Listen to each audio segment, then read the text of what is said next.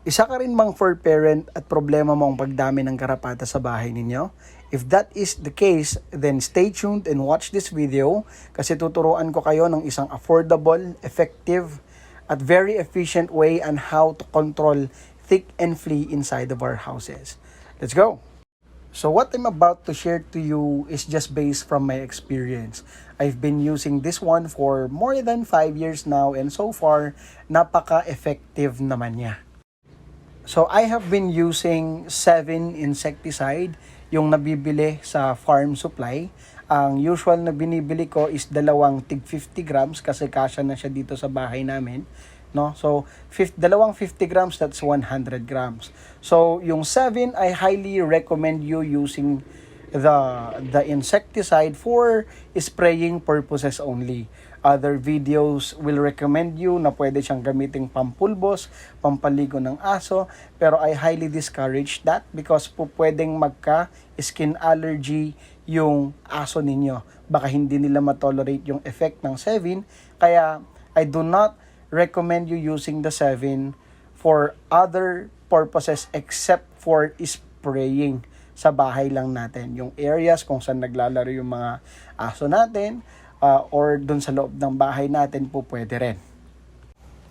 So, paano ba natin gagamitin yung 7 natin? First and foremost, I highly recommend you having your own sprayer. So, ako dito meron akong pump spray, 2 liters ang capacity. So, yung isang pack ng 7 that is good for around 6 liters based from my experience, no? So, ibig sabihin nun, yung isang sprayer ko or itong sprayer ko, pwede ko siyang kargahan ng 3 beses, no? With a mixture of the 7. So, after mixing the 7 and the water dun sa sprayer ninyo, pwede nyo na siyang i-spray outside the premises of your home. So, sa mga poste, sa wall, sa floor, i-spray na siya.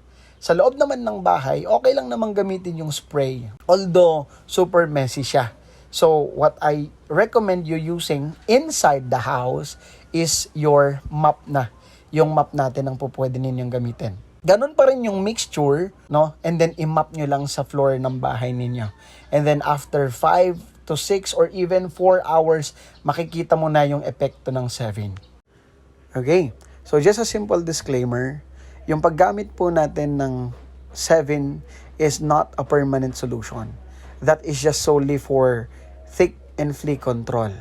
So, hindi po siya permanent solution sa pagdami ng garapata sa bahay natin. Okay? So, what I am suggesting here is that aside from using the mixture, I highly recommend you getting your dog a good and effective tick remover such as Spectra, Frontline, and other tick removers that are effective. With that, we can say na yung dog natin is safe from the harm that ticks and flea can give. So, that's it. Thank you so much for listening. I hope na nakatulong ako sa inyo. If this video helped you with tick and flea control in your homes, let me know in the comment below. Thank you so much for watching. See you in my next video.